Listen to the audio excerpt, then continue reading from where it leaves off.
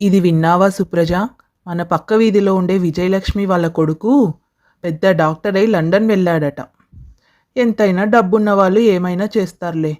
ఎవరికి ఎలా అదృష్టం ఉంటే అలా జరుగుతుంది. అంతేగా మరి. విజయలక్ష్మి పెట్టి పుట్టింది. తనకు అత్తగారింటి ఆస్తితో పాటు పుట్టింటి ఆస్తి కూడా కలిసొచ్చింది. లండన్ ఒక్కటేం కర్మ, అమెరికా, ఆస్ట్రేలియా కూడా పంపిస్తుంది. ఎలాగో పెద్ద కొడుకు అమెరికాలోనే స్థిరపడ్డాడు.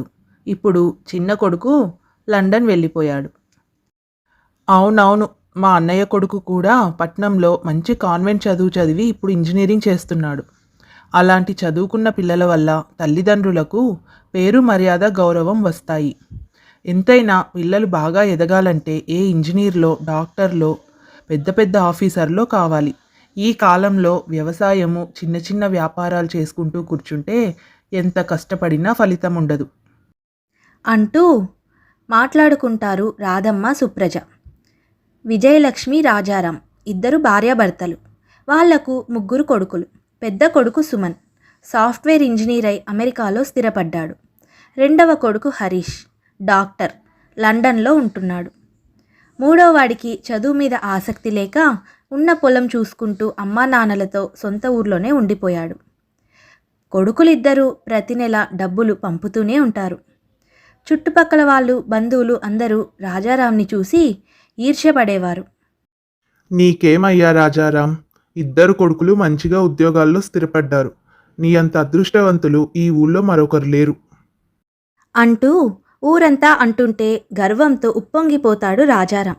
అలా కొన్ని రోజులు గడిచాయి. రాజారాంకి ఒక స్నేహితుడు ఉన్నాడు. తనే ప్రసాద్. రాజారాం, ప్రసాద్ ఇద్దరు ఎంతో కాలం నుంచి మంచి స్నేహితులు.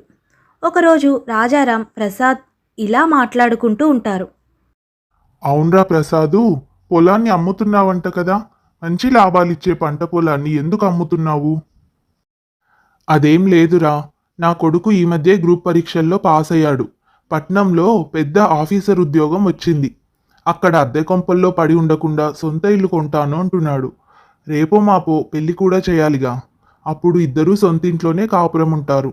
వాడు కాస్త స్థిరపడ్డాక మేము కూడా ఈ పొలాలవి కౌలుకిచ్చేసి వాడి దగ్గరికే వెళ్ళిపోతాము. ఇంకా ఎంతకాలం అని ఈ పల్లెల్లోనే ఉంటాం చెప్పు. ఇక్కడ మనకు ఎలాంటి వసతులు లేవు. కష్టపడి చదివించినందుకు పిల్లలు ప్రయోజకులైనప్పుడే కదా తల్లిదండ్రులకు అసలైన ఆనందం అని మాట్లాడుకుంటారు రాజారాం, ప్రసాద్. అలా కొన్ని సంవత్సరాలు గడిచిపోయాయి. 3 ఏళ్ల తర్వాత సంక్రాంతి పండక్కి రాజారాం పెద్ద కొడుకు, కోడలు, పిల్లలు వచ్చారు. ఏమున్నారా పిల్లలు, అచ్చం దొరబిడ్డల్లాగా. ఆ కళ్ళజోళ్ళు, వాచీలు సినిమా హీరో హీరోయిన్లలా ఉన్నారు. ఎండ తగిలితేనే కందిపోయేలా ఉన్నారు. కానీ చిన్నవాడు మాత్రం ఇంటి మీద బెంగతో చదువుకోకుండా హాస్టల్ నుంచి తిరిగి వచ్చేశాడు. ఊరికి తిరిగి వచ్చి ఇలా ఎండనక వార్ననక పొలం పనులు చేసుకుంటూ కష్టపడి బతుకుతున్నాడు అని మాట్లాడుకుంటారు చుట్టుపక్కల వాళ్ళు, బంధువులు. సంక్రాంతి పండుగ అయిపోయాక అందరూ ఎక్కడి వాళ్ళక్కడ తమ తమ ఊర్లకు వెళ్ళిపోయారు. అలా సంవత్సరాలు గడుస్తున్నాయి. మొదట్లో 2 ఏళ్లకు 3 ఏళ్లకు ఒకసారి వచ్చే పిల్లలు సెలవులు లేవంటూ 5-6 ఏళ్లకు ఒకసారి రావడం మొదలుపెట్టారు. ఇక ఊరిలో పంటలకు కొన్నిసార్లు లాభాలు వస్తే కొన్నిసార్లు నష్టాలు. కొన్నిసార్లు అప్పు చేయాల్సిన పరిస్థితి కూడా లేకపోలేదు. చాలామంది సొంత పొలాల్లో సొంత వాళ్ళే చేసుకోవడం మానేసి చాలా కాలం అయిపోయింది. కొందరు మనుషులను పెట్టి చేయించుకుంటుంటే కొందరు కౌలకిచ్చి కొడుకుల దగ్గరికి చేరారు. అలా రాజారాం స్నేహితుడు ప్రసాద్ తన భార్యతో కలిసి పట్నంలో కొడుకు, కోడల దగ్గరకు వెళ్ళి ఉంటున్నాడు. కానీ కొడుకు, కోడలు, పిల్లలు అంతా ఉద్యోగాలకు, స్కూళ్లకు వెళ్ళి రాత్రికి కానీ ఇల్లు చేరరు. పని మనిషి ఇంట్లో పనులన్నీ చేసి వెళ్తుంది. వంట మనిషి వచ్చి వంట చేసి వెళ్తుంది.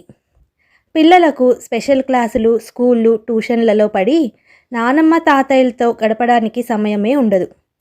ఒకసారి పని మీద సొంతూరికి వెళ్ళినప్పుడు ప్రసాద్ రాజారాంని కలిసి తన బాధలన్నీ వెళ్ళబుచ్చుకుంటాడు.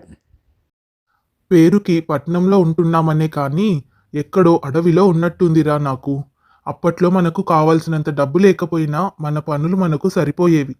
కావాల్సిన వాళ్ళ మధ్య ఉంటూ సుఖదుఖాలను పంచుకునేవాళ్ళం. ఆ రోజులే బాగున్నాయి అంటూ కన్నీళ్లు పెట్టుకున్నాడు ప్రసాదు. అలా కొన్నాళ్ళు గడిచాయి. కొంతకాలం తర్వాత రాజారాంకి ఒంట్లో బాలేకుండా పోయింది. అంతలోనే రాజారాం రెండో కొడుకు హరీష్ లండన్ నుంచి వచ్చాడు.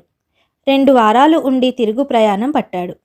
చుట్టుపక్కల వాళ్ళు హరీష్తో, నాన్నకు బాలేదు కదరా, ఇంకొన్ని రోజులు ఉండిపోకూడదా అని అంటారు. నాకు ఉండాలనే ఉంది బాబాయ్, కానీ లీవులన్నీ అయిపోయాయి. అన్నయ్యకు చెప్పాను, నాన్న వైద్యంకి కావాల్సినంత డబ్బు ఏర్పాటు చేస్తా అన్నాడు. అవునులే, నువ్వైనా ఎన్నాళ్ళని ఉద్యోగం వదిలేసి ఉండగలవు? అని మాట్లాడుకుంటారు. ఇక ప్రసాద్ కుటుంబానికి వస్తే కొడుకు అడిగాడు కదా అని ఆస్తులన్నీ కరిగించేసి ఉన్న డబ్బులన్నీ కొడుక్కి దారపోశాడు ప్రసాద్. కొంతకాలానికి కోడలికి అత్తామామలతో సరిపోక ఇంట్లో రోజూ గొడవలు జరిగేవి. ఇక అక్కడ ఉండలేక ప్రసాద్ తన భార్యతో సహా సొంత ఊరికి తిరిగి వచ్చేశాడు. ఒకరోజు ప్రసాద్ కొడుకు రమేష్ ఊరికి వచ్చాడు. అప్పుడు ప్రసాద్ చెల్లెలు లక్ష్మి రమేష్తో ఇలా అంటుంది. తల్లిదండ్రులని ఇలానేనారా చూసుకునేది? అంటూ నానా మాటలు అంటుంది లక్ష్మి. అందుకు రమేష్ ఇలా జవాబు ఇచ్చాడు. అనండి అత్త, అనండి. నేనేం చేయాలి? చదువులో నాకు మంచి ర్యాంకులు రావాలని, ఆయన స్నేహితుడి కొడుకులలా నేను కూడా పెద్ద ఆఫీసర్ నవ్వాలని కలలు కన్నది నేనా, మా నాన్ననా? ఏ టీచర్గానో లెక్చరర్గానో ఉద్యోగం చూసుకొని నీకు అందుబాటులో ఉంటాను నాన్న అంటే అది ఆయన చేతకానితనంగా భావించాడు. నన్ను ఆ కోచింగ్లకు ఈ కోచింగ్లకు పంపి ఎగ్జామ్స్ రాయించి ఆఫీసర్ని చేస్తే సరిపోతుందా? ఆ బాధ్యతలు మోసే మా గురించి మీకు ఏమైనా తెలుసా అసలు? హోదా పెరిగే కొద్దీ పనులు కూడా పెరుగుతాయి. మీటింగ్లంటూ కార్యక్రమాలంటూ ఉంటాయి. సరైన తిండి నిద్ర కరువై మేము కూడా బాధపడుతున్నాము. అత్తామామల్ని కోడలు చూడలేదు అంటున్నారు. ఆమె ఉదయమనంగా ఆఫీస్కి వెళ్తే తిరిగి వచ్చేది రాత్రికే. పిల్లలనిద్దరినీ హాస్టల్లో పడేశాం. పని వాళ్ళని పెట్టుకున్నా ఎవరినీ నమ్మలేని పరిస్థితులు అయిపోయాయి. వీళ్ళేమో అందరినీ గుడ్డిగా నమ్ముతారు. మన పల్లెటూరులో ఉన్నట్టు అక్కడి వాళ్ళని నమ్మలేము. ఇక్కడ అలా ఉండాలి ఇలా ఉండాలి అని చెప్తే వాళ్లకు గిట్టలేదు. కోపంగా ఊరు వదిలి వచ్చేశారు అంటూ తన బాధను చెప్పుకున్నాడు రమేష్. అలా కొంతకాలం గడిచింది. అనారోగ్యంతో రాజారాం కన్నుమూశాడు. పెద్ద కొడుకు అమెరికా నుంచి వస్తాడని, చిన్న కొడుకు లండన్ నుంచి వస్తాడని 5 రోజుల పాటు ఎదురుచూశారు. తమకు సెలవులు దొరకట్లేదని రాలేకపోతున్నామని చెప్పేసరికి ఇక ఊర్లో ఉంటున్న చిన్న కొడుకే తండ్రివి కార్యక్రమాలన్నీ దగ్గరుండి చూసుకున్నాడు. చుట్టుపక్కల వాళ్ళంతా ఇలా మాట్లాడుకున్నారు. ఏం పిల్లలో ఏమో వీళ్ళు, కానీ పెంచి పెద్ద చేసి ఉన్న ఆస్తులన్నీ కరిగించి అప్పులు చేసి వీళ్ళని చదివిస్తే చివరి రోజుల్లో పిల్లల్ని ఒక్కసారైనా చూసుకోవడానికి కూడా వీలు లేకుండా పోయింది. అయినా పిల్లల మీద అంత ప్రేమ పెట్టుకోవడం మనదే తప్పు. చిన్న కొడుకు దగ్గరున్నందుకు అన్నీ చూసుకున్నాడు అని మాట్లాడుకుంటారు. అప్పుడు చిన్న కొడుకు మహేష్ ఇలా అంటాడు. నాన్న దగ్గర చివరి రోజుల్లో నేను దగ్గరుండి చూసుకున్నానని ఇవాళ మీరందరూ నన్ను మెచ్చుకుంటున్నారు. కానీ ఇన్ని రోజులు మీరే నన్ను తిట్టిపోశారు. మీ అన్నల్లా మంచిగా చదువుకోకుండా విదేశాల్లో స్థిరపడకుండా ఇక్కడే మట్టి పిసుక్కుంటూ పొలాలు దున్నుకుంటూ కూర్చున్నావని అన్నారు. అందరూ నన్ను తక్కువ చేసి చూసిన వాళ్ళే. మేము మీ కలలు నెరవేర్చే పిల్లలుగా మంచి చదువులు చదవాలి, మంచి మంచి ఉద్యోగాలు చేయాలి. కానీ మాకుండే బాధ్యతలు, బాదరాబందీలు, కష్టాలేవి మీరు మాత్రం అర్థం చేసుకోరు. ఎవరో ఒకరు ఇద్దరు తమ తల్లిదండ్రుల్ని అనాథలు చేసి వృద్ధాశ్రమంలో చేరిస్తే అందరూ అలానే ఉంటారని మీరు భావిస్తున్నారు. వాళ్ళ పరిస్థితులు ఎలా ఉన్నాయో ఏంటో అని అర్థం చేసుకోవడానికి ఎవరూ ప్రయత్నించరు అంటూ తన బాధనంతా వెళ్ళగక్కాడు మహేష్. సానుభూతి చూపించి 4 మాటలు అని ఏకి పారేద్దామని వచ్చిన చుట్టుపక్కల వాళ్ళు, బంధువులు అక్కడి పరిస్థితి అర్థం అవ్వడంతో మెదలకుండా వచ్చిన పని చూసుకొని వెళ్ళిపోయారు. ఇది ఇవాల్టి కథ. ఈ కథ మీకు నచ్చినట్టయితే తప్పకుండా లైక్ చేయండి, షేర్ చేయండి. అలాగే ఇలాంటి మరిన్ని మంచి కథల కోసం మన ఛానల్ని తప్పకుండా సబ్స్క్రైబ్ చేసుకోండి. మరొక మంచి కథతో మళ్ళీ కలుసుకుందాం.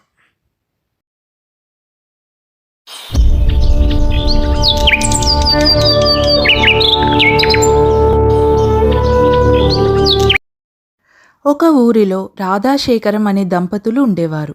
వాళ్లకు 2 సంతానం. కొడుకు సుమన్, కూతురు ప్రియ. ప్రియాకు రాహుల్ అనే అబ్బాయితో వివాహం జరిగింది. సుమన్కి హాసిని అనే అమ్మాయితో వివాహం జరిగింది. తన అన్నయ్య సుమన్కి పెళ్ళి కానంత వరకు ఇల్లంతా ప్రియాదే రాజ్యం. అందరూ తన మాటే వినేవారు, తన సలహాలే పాటించేవారు. అప్పటి వరకు అంతా బాగానే ఉంది. కానీ తన అన్నయ్య పెళ్లి జరిగాక పరిస్థితులన్నీ తారుమారయ్యాయి. ఇప్పుడు తన వదినదే పైచేయి అయింది. ప్రియకు ఇదంతా చూసి అస్సలు నచ్చలేదు. కోడల్ని నెత్తిన పెట్టుకొని కూర్చుందని తన తల్లి మీద విపరీతంగా ఇష్టం పెంచుకుంది ప్రియ. అందుకని ఒకే ఊర్లోనే అత్తగారిల్లు పుట్టిల్లు ఉన్న తన పుట్టింటికి ఎప్పుడో కానీ వెళ్ళేది కాదు. అలా కొన్ని రోజులు గడిచిపోయాయి. ఒకరోజు ప్రియా భర్త క్యాంపు పని మీద 10 రోజులు ఊరు వెళ్తున్నాను అని చెప్పాడు. అలాగే తన అత్తగారు కూడా ఊర్లో లేరు. అందుకని ఒక 4 రోజులు తన పుట్టింటికి వెళ్ళి గడుపుదామని అనుకుంటుంది ప్రియ. ఆ మరుసటి రోజు తన పుట్టింటికి బయలుదేరుతుంది. ఇంట్లోకి అడుగు పెట్టగానే తన తండ్రి ఎంతో ఆప్యాయంగా పలకరించాడు. రామ్మా ప్రియ, ఎలా ఉన్నావు? అల్లుడు గారేది? ఒకదానివే వచ్చావు? అదేం లేదు నాన్న, మా ఆయన ఆఫీస్ పని మీద 10 రోజులు క్యాంపుకు వెళ్ళారు. మా అత్తగారు కూడా ఊర్లో లేరు, అందుకనే ఇలా వచ్చాను అని అంది ప్రియ. సరే, ప్రయాణం చేసి వచ్చావుగా, కాళ్ళు కడుక్కోనిరా, మంచి కాఫీ తాగుదువు కానీ. అమ్మా వదిన ఎక్కడున్నారు? కనిపించట్లేదు. ఇంకెక్కడుంటారు? వంటింట్లో ఉన్నారు. ఏదో కొత్త రకం వంట వండుతున్నారు ఇవాళ అని అంటాడు శేఖరం. అమ్మా అమ్మా అని పిలుస్తూ వంటగది వైపు వెళ్తుంది ప్రియ. రామ్మా ప్రియ, ఎలా ఉన్నావు? అల్లుడుగారేరి, నువ్వు ఒక్కదానివే వచ్చావు అంటూ తన తల్లి కూడా అదే ప్రశ్నలు అడుగుతుంది. ఎలా ఉన్నావు ప్రియా అంటూ హాసిని పలకరిస్తుంది. తనకు ఇష్టం లేకపోయినా ఏదో బాగున్నా అంటూ సమాధానమిస్తుంది ప్రియ. అత్తయ్య, మీరు ప్రియ వెళ్ళి హాల్లో కూర్చోండి. టిఫిన్ ఎలాగో తయారైపోయింది కదా, నేను మీకు అక్కడికే తెచ్చి వడ్డిస్తాను అని అంటుంది హాసిని. సరే అని హాల్లోకి వచ్చి కూర్చుంటారు రాధ ఇంకా ప్రియ. అప్పుడు ప్రియ ఇలా అంటుంది. అమ్మా, నువ్వు వంటగదిలో ఏం చేస్తున్నావు? వదినొక్కటి చేయలేదా ఏంటి పనులన్నీ? తనకు కూడా కొత్తగా పెళ్ళైంది కదా అమ్మా, అన్ని పనులు ఎలా తెలుస్తాయి చెప్పు? ఒక్కతే ఎలా చేయగలుగుతుంది? అందుకే నేను తనకు వీలైనంత వరకు అన్ని పనుల్లో సహాయంగా ఉంటున్నాను. నువ్వు తనకు అత్తవి, అత్తలాగానే ఉండు అని అంటుంది ప్రియ. నేను తనకు అత్తగారిలా ఉండి పెత్తనం చేయాలని అనుకోవట్లేదు, అమ్మలాగా ఉండాలనుకుంటున్నాను అని అంటుంది రాధ. ఇంతలో హాసిని హాల్లోకి వచ్చి అందరికీ టిఫిన్లు వడ్డిస్తుంది. హాసిని చాలా నెమ్మదస్తురాలు, సాంప్రదాయంగా ఉంటుంది, పెద్దలంటే గౌరవం ఇస్తుంది, అత్తగారి అడుగుజాడల్లో నడుస్తుంది. అలాగే సుమన్ కూడా హాసినిని ఎంతో అపురూపంగా చూసుకుంటాడు.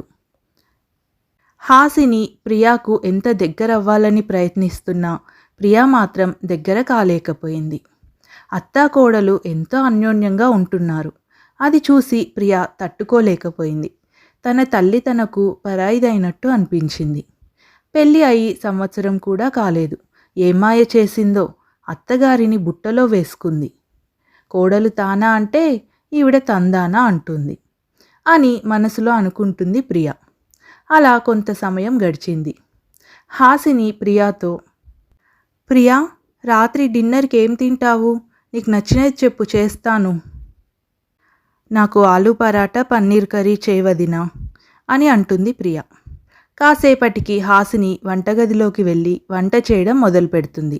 అంతలో రాధ ప్రియాతో, నేను కూడా వెళ్ళి కాస్త వదినకు వంటలో సహాయం చేసొస్తానమ్మా, వదిన ఒక్కతే చేయలేదు అని చెప్పి రాధ అక్కడి నుంచి వెళ్ళిపోతుంది.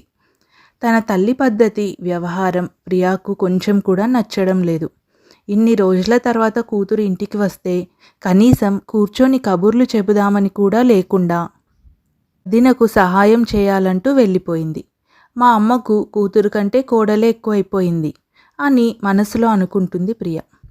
ఇక ఒక్క క్షణం కూడా ఇక్కడ ఉండకూడదు అని నిర్ణయించుకుంది ప్రియ. చెప్పా పెట్టకుండా అప్పటికప్పుడు ఇంట్లో నుంచి వెళ్ళిపోతుంది. ఎవరు ఎంత చెప్పినా వినలేదు. అలా కొన్ని రోజులు గడిచిపోయాయి. సెలవులు కావడంతో ప్రియా ఆడపడుచు భాను తన పిల్లలతో కలిసి ప్రియా వాళ్ళ ఇంటికి వస్తుంది. ప్రియా తన ఆడపడుచుతో కూడా ఎప్పుడూ గొడవ పడేది. తనంటే అస్సలు నచ్చేది కాదు. తను ఇంటికి వచ్చిందంటే వంట పనులు, ఇంటి పనులు ఎక్కువ ఉంటాయని, ఎప్పుడు తను వచ్చినా ఒంట్లో బాలేదని, నీరసంగా ఉందని వెళ్ళి తన గదిలో కూర్చుంటుంది. లేదంటే స్నేహితులను కలవాలి అంటూ బయటికి వెళ్ళిపోయేది. ఒకసారి తమ ఇంటికి సంబంధించిన కొన్ని విషయాలలో తన అత్తగారు తన మాట వినకుండా తన ఆడపడుచు భాను చెప్పిన సలహాలే తీసుకుందని ప్రియాకు చాలా కోపం వచ్చింది. అది తట్టుకోలేక నేరుగా తన గదిలోకి వెళ్ళి బోరుమని తలుపులు వేసుకొని ఏడ్చింది. కాసేపటి తర్వాత తన తండ్రి శేఖర్కు ఫోన్ చేసి ఏడ్చేసింది. నాన్న, అర్జెంటుగా నిన్ను కలవాలి, వెంటనే మా ఇంటి దగ్గరలో ఉన్న కాఫీ షాప్కి రా అని అంటూ ఫోన్ పెట్టేసింది ప్రియ. కూతురికి ఏమైందో అనుకుంటూ ఆదరాబాదరాగా ఇంటి నుంచి బయలుదేరాడు శేఖరం. తండ్రిని చూసి కుక్కలు పెట్టి ఏడ్చింది ప్రియ. ఏమైందమ్మా, అసలు ఏం జరిగిందో చెప్పు అని కంగారుగా అడిగాడు శేఖరం. తన అత్తగారింట్లో జరిగినదంతా వివరించింది ప్రియ. అలాగే కోడలు వచ్చాక తన తల్లిలో వచ్చిన మార్పును కూడా చెప్పుకొచ్చింది. అందుకు శేఖరం ఇలా అన్నాడు. చూడమ్మా, ఏ తల్లికైనా కూతుర్ని కోడల్ని సమానంగా చూడాలంటే అంత సులువేమీ కాదు.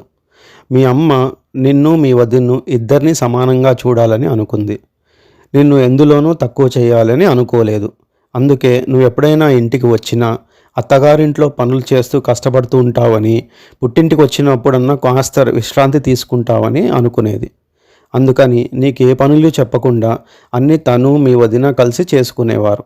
ఉమ్మడి కుటుంబంగా ఉన్నప్పుడు ఏ ఆడపిల్ల అయినా ఒక్కతే అంటే అన్ని పనులు చేసుకోవాలంటే ఎంత కష్టంగా ఉంటుందో మీ అమ్మకు కూడా తెలుసు. కాబట్టి మీ వదినకు అన్ని పనుల్లో సహాయం చేస్తూ ఉంటుంది.